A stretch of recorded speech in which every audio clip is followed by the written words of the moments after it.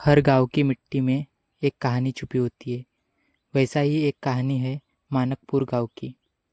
मानकपुर गांव में रात होते ही सब घर के दरवाजे बंद हो जाते हैं। कोई घर से बाहर नहीं निकलता, क्योंकि रात उस गांव में उनकी नहीं किसी और की होती है। तो दोस्तों, जानते हैं आगे की कहानी। अगर चैनल पे नए हो तो चैनल को सब्सक्राइब करिए, लाइक करिए और प्यारा सा कमेंट कीजिए। तो शुक्ला जी एक शिक्षक थे जो कि गांव में आज नए आए थे। उन्हें लगा था कि ये जगह बहुत ही सुकून भरी होगी। गाँव वालों की नज़रों में डर था। 6 बजे के बाद कोई घर से बाहर नहीं निकलता था। शुक्ला जी जो गांव में नए आए थे, वो इन सब बातों से अनजान थे। रात होता है, पूरा गांव सो जाता है, लेकिन शुक्ला जी को नींद नहीं आती। वो रात में जागा रहता है, देखते रहता है इधर उधर। पूरा गांव सुनसान पड़ा था। शुक्ला जी देखते हैं कि आसमान में एक खूबसूरत कन्या घूम रही है। शुक्ला जी सोच में पड़ जाते हैं कि ये कौन है। पूर्णिमा की रात थी। वह कन्या धीरे धीरे वहां से जाने लगती है।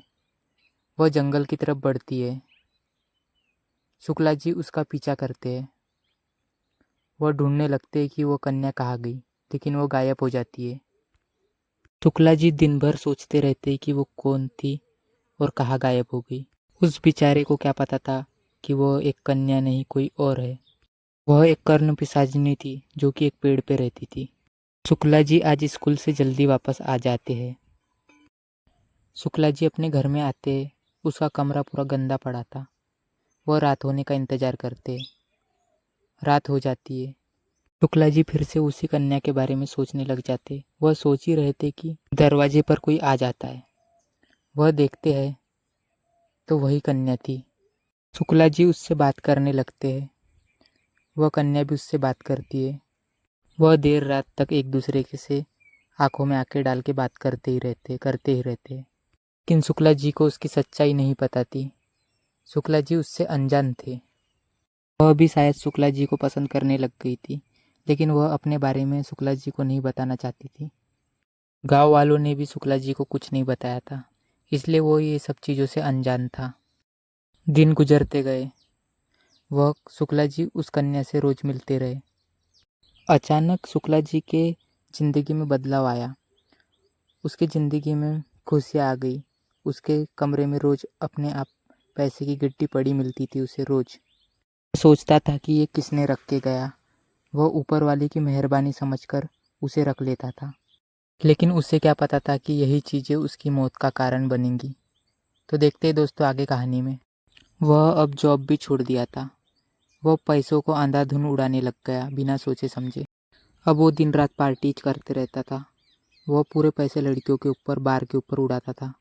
गांव वाले भी सोच में पड़ गए थे कि शुक्ला जी के पास इतना पैसा कहाँ से आ गया। अब वह उस कन्या से भी नहीं मिलता था। अब वो अपनी मौज में मस्त हो चुका था पूरी तरीके से। उस कन्या का इन सब से बहुत दिल दुख चुका था। अब वो अपने असली रूप में आ चुकी थी। शुक्ला जी इधर अपने धुन में मस्त थे। वह पार्टी करते, पैसा उड़ाते, घूमते फिरते। वह कर्ण पिशाचिनी आज सीधे शुक्ला जी के रूम में आ गई। वह असली रूप में थी। शुक्ला जी जैसे ही कमरे के अंदर घुसे, उसने उसे मार दिया। शुक्ला जी चीखे चिल्लाए, लेकिन कुछ आवाज़ नहीं निकली। अब रूम पूरा खाली हो चुका था, पूरा शांत। चारों तरफ पैसे पड़े थे, पर वहाँ कोई नहीं था। गांव में डर का माहौल छा चुका था। वह सोच रहे थे कि शुक्ला जी अचानक बिना बताए कहाँ चले गए।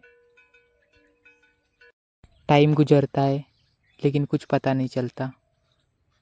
तो दोस्तों, क्या आप भी जाना चाहोगे ऐसी जगह पे? अगर यहाँ पे जाते तो आप शुक्ला जी की जगह क्या करते? कमेंट में ज़रूर बताना और चैनल को ज़रूर सब्सक्राइब करना।